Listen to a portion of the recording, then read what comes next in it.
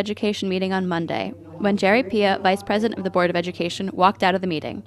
Afterwards, Pia said that as a Fiscal and Operations Committee meeting, it should be run differently than a working Board of Ed meeting, and that policies he discussed with Hugh Murphy, the committee liaison, on Thursday, and thought were going to be presented were not in the agenda.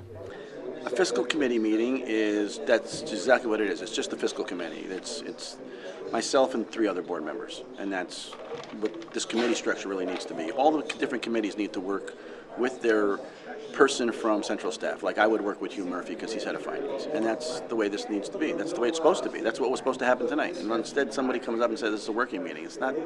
That's not the way it's supposed to be. It was set up for tonight to be a fiscal meeting and an operations meeting, and that's all. It's just that things didn't get put on the agenda, and it wasn't in the board packet, so there was nothing really to discuss. So there was really no reason to have a meeting. School Board President Dr. Polly Rao said she thinks the misunderstanding arose because Pia was not at an earlier meeting where a policy committee was discussed. The board continued with the meeting without his participation, addressing the issue of maintenance of the West Hill playing fields. The girls' softball field, just this week we turned over the infield and put new clay down and striped it, and it's in very good condition. The outfield, we had a combination of a few issues. There were people playing other sports other than softball on that field. We've seen lacrosse and soccer played, and we had people moving the goals from the upper field down to that field, so the field was abused. The grass at this time of the year is normally dead, and if you play on it and it's wet, it digs it up, so there's lots of cleat marks, and it's not in great shape. Our concern was safety. That's what initially we were concerned about. They were reported that there were big holes, and we did inspect it and really don't have any issue with safety. It's not in good playable condition. It doesn't look nice. It's muddy and dirty, but it is safe. The boys field, we moved their varsity games to Cubetta Stadium so we could put in the dugouts. The dugouts are a huge project, like a $100,000 project, and we have, I believe, $27,000 in a budget to do it, which means we have to get it done on regular time and in between all of our other projects.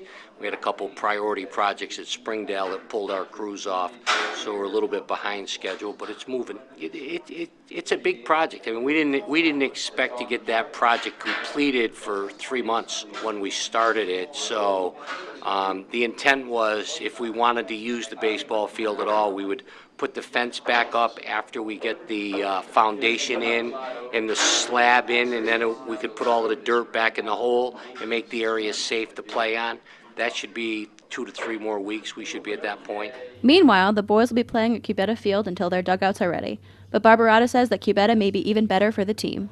And the boys don't mind. They actually like playing at Cubetta. It's the best field in the city. Board members also voted to accept the Purdue Pharma Education Grant for $24,750 from Purdue Pharma. We've been 4 years working with the Panasonic Foundation and the Connecticut Center for School Change. This is part of the Panasonic Foundation's model.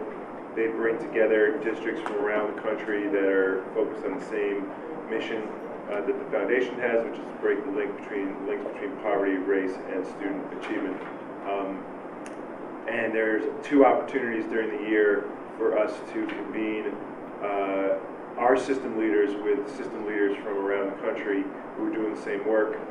And Purdue Pharma has picked up the tab for the last couple of years, which is very nice, which I don't know was correctly noted in the recent stories about our expenses, but at least in the graphic, I should say, but they've been picking up the tab, which we very much appreciate their support.